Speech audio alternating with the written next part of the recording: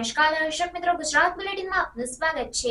કુખ્યાતિ hospital કાંડ કેસના 5 આરોપીઓની ધરપકડ, પૂછપરછ શરૂ કરવામાં આવી। કુખ્યાતિ હોસ્પિટલ કાંડમાં 2 લોકોનો ભોગ લેવાના કેસમાં અમદાવાદ ક્રાઇમ બ્રાન્ચે હોસ્પિટલના 5 આરોપીઓની ધરપકડ કરી છે। ક્રાઇમ બ્રાન્ચે પંકિલ પટેલ, પ્રદીપ ભટ્ટ, ચિરાગ રાજપૂત, રાહુલ જૈન અને મિલંદ પટેલની ધરપકડ કરીને એક સાથે જ પૂછપરછ હાથ ધરી છે। गई तारीखे 12 तारीखे આ ખ્યાતિ હોસ્પિટલની વિરુદ્ધમાં એફઆઈઆર દાખલ કરવામાં આવી હતી અને પ્રથમે વસ્ત્રાપુર પીઆઈએ એની તપાસ સંભાળી હતી અને આ પછી સીપી સાહેબની હુકમથી આ કેસ ક્રાઇમ બ્રાન્ચનું ટ્રાન્સફર કરવામાં આવ્યું હતું। એક આરોપી ડૉક્ટર વજરાની, પ્રશાંત વજરાનીની 5 દિવસની રિમાન્ડ અને પછી ફરી રિમાન્ડની માંગણી કરતા એમાં પણ ઘણી બધી કડીઓ ક્રાઇમ બ્રાન્ચનું મેળવવામાં સફળ થઈ છે। ટોટલ આરોપીઓને જોઈએ તો અત્યાર સુધી 8 આરોપી જાહેર કરવામાં આવે છે, જેમાંથી એક આરોપી પહેલાં પકડાઈ ચૂક્યા છે। 5 આરોપીનો પકડવા માટે ક્રાઇમ બ્રાન્ચે કાલે અલગ અલગ સ્થળો પર રેડ કરતા 5નો પકડવામાં સફળ થઈ છે।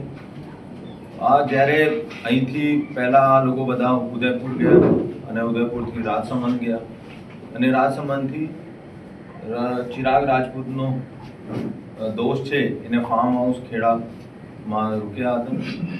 આ લોકો નોર્મલ કોલ પર વાત ના કરતા હતા, ચાઇનીઝ અને રશિયન એપથી એકબીજાની સંપર્કમાં હતા, જેનો ધ્યાનમાં લઈને ડીસીપી ક્રાઇમ અજીત રાજન સાહેબ અને એસીપી શ્રી ભરત પટેલ અને તમામ સાયબરની પણ ટીમો, ક્રાઇમ બ્રાન્ચની અલગ અલગ કુલ 10 ટીમો બનાવવામાં આવેલ હતી અને સાયબર એક્સપર્ટની પણ મદદ મેળવી અને આ લોકોનો લોકેટ કર્યા અને ગઈકાલે આ લોકોનો ત્યાંથી ધરપકડ કરીને આજે અહીંયા લઈને આવ્યા। હવે જો મુખ્ય આ લોકોનો આરોપી છે, પ્રથમ જેટલા બી ટાઈમ અમે મળ્યા છે એની પૂછપરછમાં ચિરાગ રાજપૂત એનો મેઇન આરોપી છે।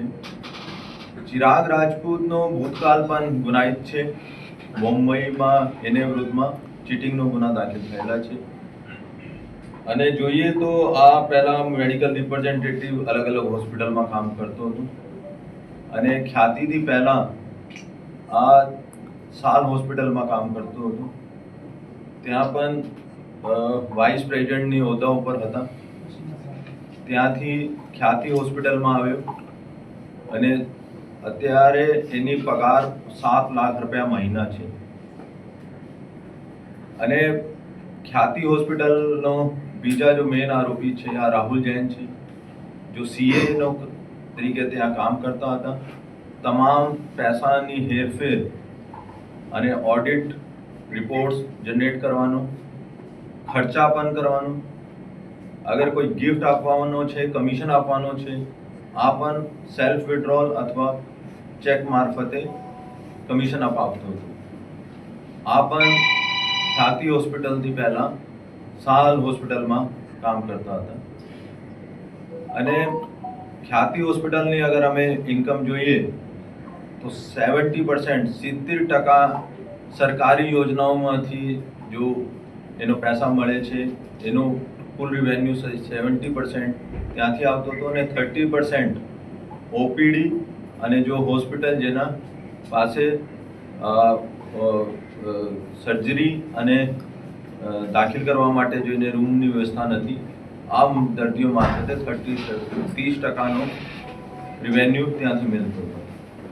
ચિરાગ રાજપૂતે એને અંડર એક ટીમ રાખી હતી, એક મિલિંદ પટેલ છે જો પહેલાં સાલમાં પણ નોકરી કરતા હતા અને એને થોડા શેર માર્કેટમાં નુકસાન જતા એના વિરુદ્ધમાં પણ પહેલાં 2 કેસ 138 મુજબ દાખલ થયેલા છે।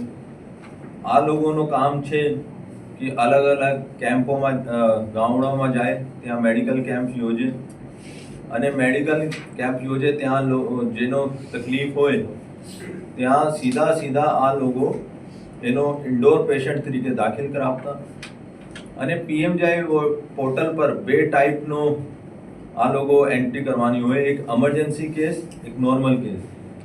અને એમરજન્સી કેસમાં ઝડપથી આ લોકોનો અપ્રુવલ મળી જતા હતા. તો આ કેસમાં પણ આ લોકોએ જેટલા બી ઓપરેશન કર્યા બધા એમરજન્સીમાં બતાવવામાં આવ્યું અને જેના આધારે આ ત્યાંથી ક્લેમ પણ મેળવતા હતા.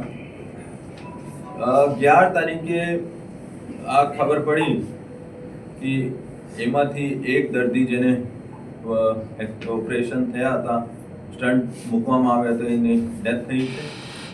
ત્યારે ચિરાગ રાજપૂતે રાહુલ જૈનનો પણ ફોન કર્યો કે ડેથ થઈ છે, તમે જાણી લો. એને રિસેપ્શન પણ ફોન કર્યો ત્યારે ઘણા બધા ગામડાઓનો માણસો અને રિલેટિવ્સ ભેગા થઈ ગયા હતા. પછી એને ત્યાં કીધું કે ભાઈ તમે લોકલ પોલીસનો બોલાવી લો. અને જ્યારે મેડિકલ બોર્ડ ગાંધીનગર તરફથી આ લોકોની સ્ટેટમેન્ટ માટે બોલાવવામાં આવ્યા હતા ત્યારે એનો ખબર પડી ગઈ હતી કે આ લોકોની વિરુદ્ધમાં એફઆઈઆર થવાની છે. ત્યારથી આ લોકોએ બધા મોબાઈલ વોશ આઉટ કર્યો, મોબાઈલ બંધ કર્યો અને પછી આ વાઈફાઈ અથવા જો બેસિકલી ડોંગલ મારફતે આ લોકો એક દૂસરાના સંપર્કમાં હતા. પ્રતીક હીરાલાલ ભટ્ટ, ચોથા વ્યક્તિ હીરલાલ ભટ્ટ અને પાંચમા પંકિલ, આ બંને ચિરાગ રાજપૂતની માર્કેટિંગ ટીમમાં કામ કરતો હતો.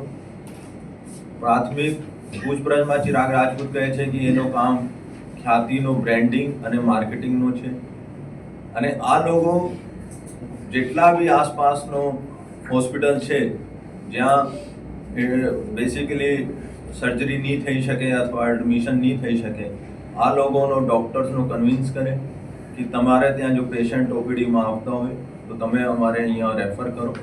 અને દરેક રેફરન્સ ઉપર પણ આ લોકો આ ડૉક્ટરોનો કમિશન પણ આપતા હતા. એની ડિટેલ્સ અમે મળી છે. આજે અરેસ્ટ કર્યા પછી કાલે રિમાન્ડ માંગવામાં આવશે અને આ તમામ મુદ્દાઓ જેટલા કે ભાઈ ક્યાં કોને કેટલી કમિશન લીધું, એનો કોણ હેલ્થ ડિપાર્ટમેન્ટમાં સંપર્કમાં હતા અને કોઈ સરપંચોને સંપર્કમાં હતા, કેવી રીતે એનો ફાસ્ટ એપ્રુવલ મળતી હતી અને આ લોકોનો જ્યારે આ છુપીઓ કોને મદદ કરી અને આ મોબાઈલ એને ડિલીટ કર્યો, કેના કહેવાથી આ પુરાવાનો નાશ કર્યો, આ બધા જો મુદ્દાઓ છે આ રિમાન્ડ મેળવ્યા પછી એનો તપાસ કરવામાં આવશે.